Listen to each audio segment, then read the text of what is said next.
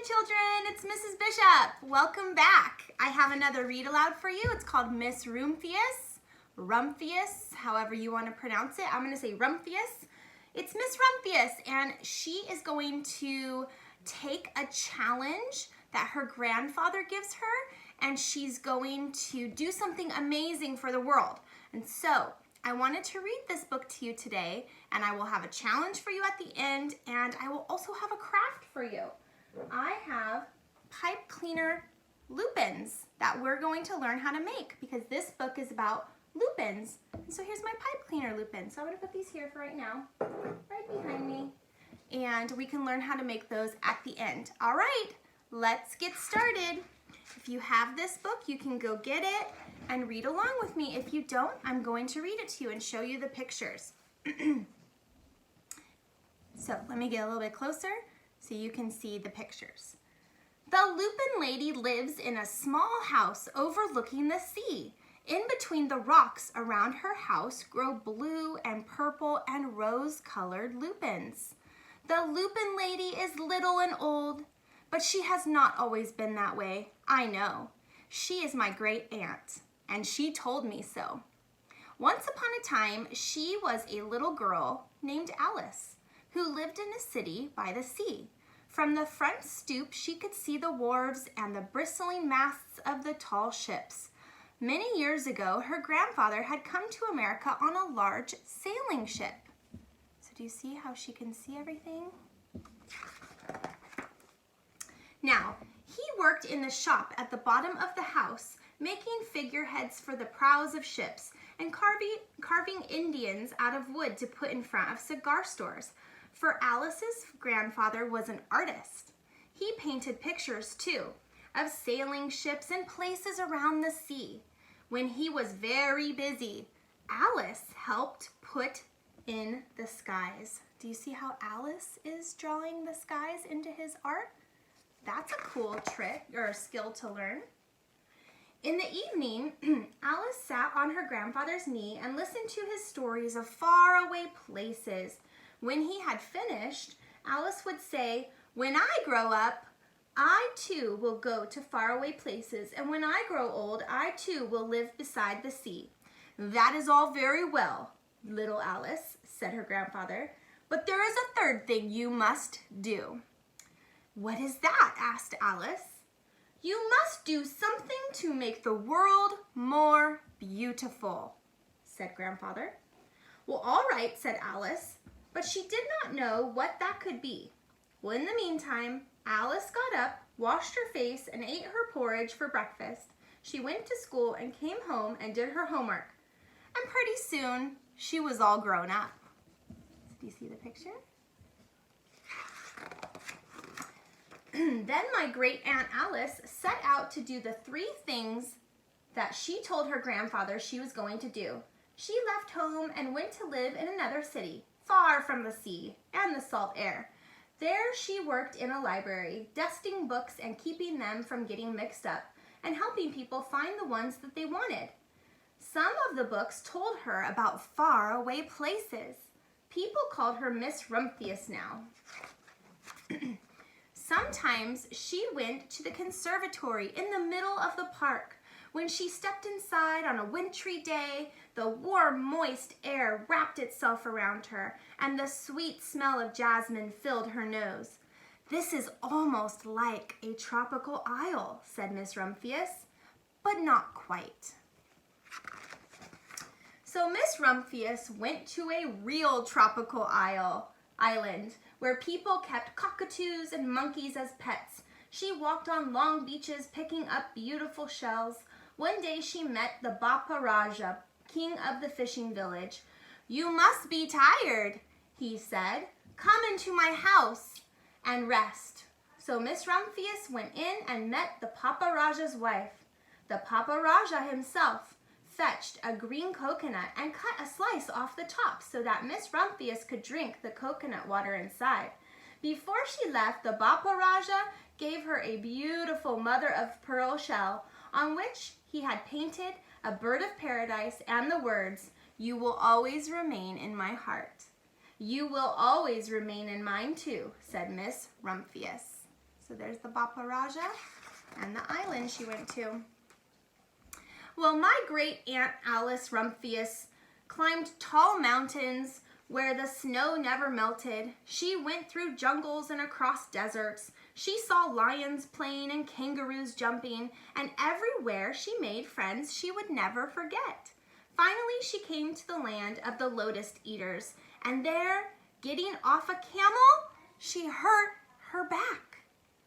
"Oh, what a foolish thing to do," said Miss Rumphius. "Well, I have certainly seen faraway places. Maybe it is time to find my place by the sea." And it was, and she did. From the porch of her new house, Miss Rumphius watched the sun come up. She watched it cross the heavens and sparkle on the water, and she saw it set in glory in the evening. She started a little garden among the rocks that surrounded her house, and she planted a few flower seeds in the stony ground. Miss Rumphius was almost perfectly happy. "But there's still one more thing I have to do," she said. "I have to do something to make the world more beautiful." "But what?" "The world already is pretty nice," she thought, looking out over the ocean. Look how beautiful her house is situated. The next spring, Miss Rumphius was not very well. Her back was bothering her again, and she had to stay in bed most of the time. The flowers she had planted the summer before had come up and bloomed in spite of the stony ground. She could see them from her bedroom window, blue and purple and rose-colored. "Lupins," said Miss Rumphius with satisfaction. "I have always loved lupins the best. I wish I could plant more seeds this summer so that I could have still more flowers next year." But she was not able to. Not that year. After a hard winter, spring came. Miss Rumphius was feeling much better. Now she could go take walks again.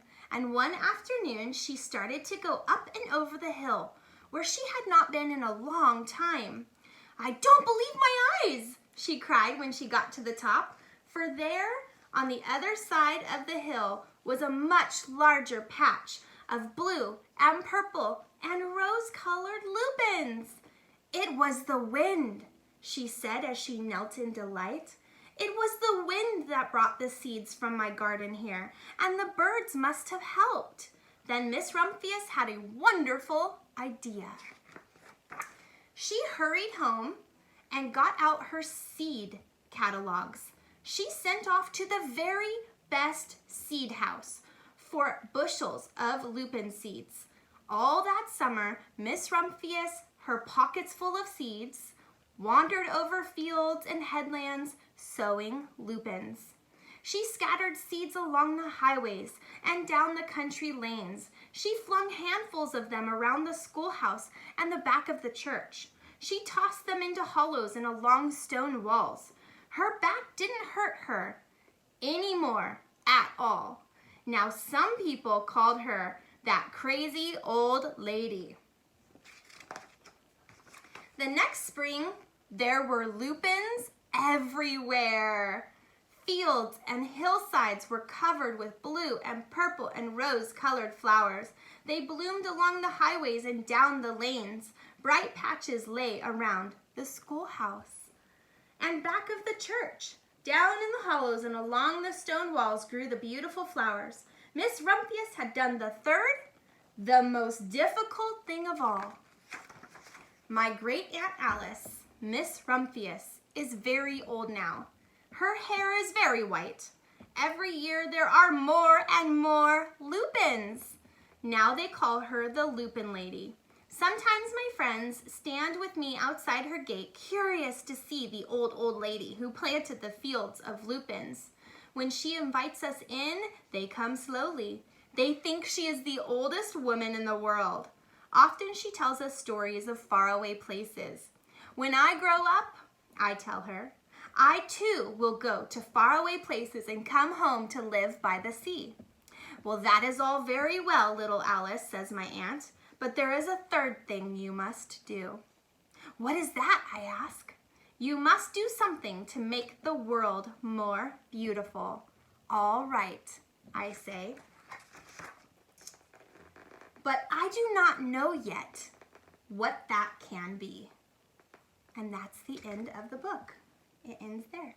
So look at the beautiful fields of lupins that Miss Rumphius was able to create just by throwing seeds out along her walks.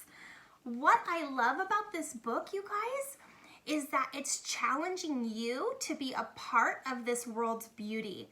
And that can be accomplished in, I think, hundreds, if not thousands of ways. So my challenge to you is to really think, like, how can I make my neighborhood more beautiful, or my home where I live in, or the world more beautiful? You children have power to change the world and make it beautiful and kind and wonderful.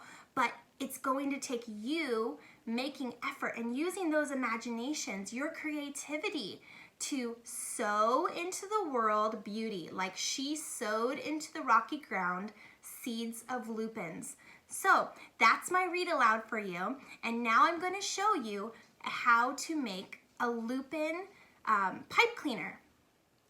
Okay, so we're going to make these pipe cleaner lupins. As you can see, I have light blue and purple and darker blue, and I have my book for my inspiration right here. On the cover is Miss Rumphius with her lupins, and you will need whatever colors you want, really. There's the light pink, which was the coral color. There's the light blue, there's a darker blue, and purple. So I have some dark blue here, I have some light blue, and I have some green for the stems. So I will show you how I do it. There's really no wrong way to do this, no right way to do it, just the way that feels comfortable with you. So I use my green pipe cleaner and I keep it straight like this. And I hold it with my thumb and my forefinger, just pinching it a little bit, kind of like maybe 3 or 4 inches down from the top. This will be my top. And if I pick my blue right here, I'll start with my light blue and I'll make a little one, like this purple one right here. I'm gonna make a little one. If I just crisscross it a little bit like this, where it's just a little bit crossed over, kind of like that, and I'm gonna fold that behind. So it just kind of pinches it. And so now if I were to let go, like that, it's just holding it. It's wrapped around a tiny bit onto the green stem. Now I'm gonna use my thumb. You guys use your thumbs as the loop for your blossom, and you're just gonna fold this over. And so now your thumb just made a loop. You see that? And now we're going to wrap this around the back, because then it'll make it nice and tight on the green stem. And then I'm going to take my thumb again and I'm going to wrap it around my thumb, and I go back to the stem right there, and then I wrap it around again. And then I use my thumb to make the shape of the lupin blossom, and I wrap it around the back of this stem like that. So now I have 3. See that? And it's sticking out because I keep wrapping it around this green stem. That's how you're going to keep it tight and from falling off. So then I'm going to take my thumb again, I wrap it around, and this one I'm just going to wrap a little bit around the back to secure that last one. So one pipe cleaner on there will make about 4 little loops, 4 little blossoms. See that? So now I'm going to get another blue, a light blue, and I'm going to do the same thing as I did when I started. So I take it and I wrap it just a tiny bit around that. Remember that? So a tiny bit, just to get it started. And then I take my thumb or your finger and you wrap it around the back. And I'm gonna use my finger because I want these little blossoms to get a little bit smaller as I get up higher. So I'm gonna use my finger because your thumb's bigger. So my finger will loop in like that. See that? And then I wrap it around the back again. So you're just working slowly all the way up and making these little finger and thumb loops off of your green pipe cleaner. Do it again on the top, wrap it around, and this last one's gonna be tiny, right there. So that is my small little loop-in. Isn't that fun? And it's so simple. So I leave it right here. I'll put it in my loop-ins right here. And let's do one more with blue. We'll do this one bigger. So you're gonna probably need 4 blue, dark blue, or whatever color you have, pipe cleaners and 1 green. So let me show you again. I'm gonna start down here, probably like 6 inches out, and I will wrap a tiny bit around the back there. You see that? Let me move these out of the way so you can see better. Tiny bit wrapped around the back. Now, if I want it to be a little bit bigger, because we're gonna make these bigger loop-ins here, use 2 fingers and wrap it around 2 fingers like that, so it kind of sticks out more. See how my loop is bigger? And then I wrap it around and go to this side. 2 fingers, and then I wrap it around and go to this side. 2 fingers again, and this little tiny piece that crosses over, I'm just gonna tuck it in the back. Tuck that in the back to have it pinch. Now the cool thing with pipe cleaners is there's metal inside of it. There's wire. So you can like shape them. I'm like pushing down on them, and I'm making them the shape that I want. So this only has 3 loops because I made bigger loops. So I'm gonna get another blue, and I'm gonna do the little tiny crossover, but I'm gonna go to the left this time because I want my petal to go to the left. So I pinch just a tiny bit, right? And my 2 fingers are gonna loop that into the center and then wrap it around. 2 fingers into the center to make your loop, and wrap it around. 2 fingers, and we'll wrap this little guy in the back like that. And we've got some more loop-in petals. And one more, we'll finish this off. I'll pinch it onto the green stem, just that little bit, remember? I'm gonna make my petals a little bit smaller as I go up because they taper at the top. So wrap it around, wrap it around. My petals are getting a little bit smaller to the final one right here where this guy can pinch behind. And then we have our blue loop-in. And then I'll put this on the side like this. I will put all of my loop-ins in here, and you just get your mom to give you a glass jar, and we put all our loop-ins inside with our purples and our light blues. And the next video that you see will be me holding them. So just a minute. So here is our vase filled with loop-ins. And if you have light pink, you can add light pink pipe cleaner loop-ins. So this is our Read-Aloud, Miss Rumphius. This is our craft, pipe cleaner loop-ins. Have fun making them. Make a beautiful vase of loop-ins for your house. If you guys are out and about on the nature trails this week, put them back there.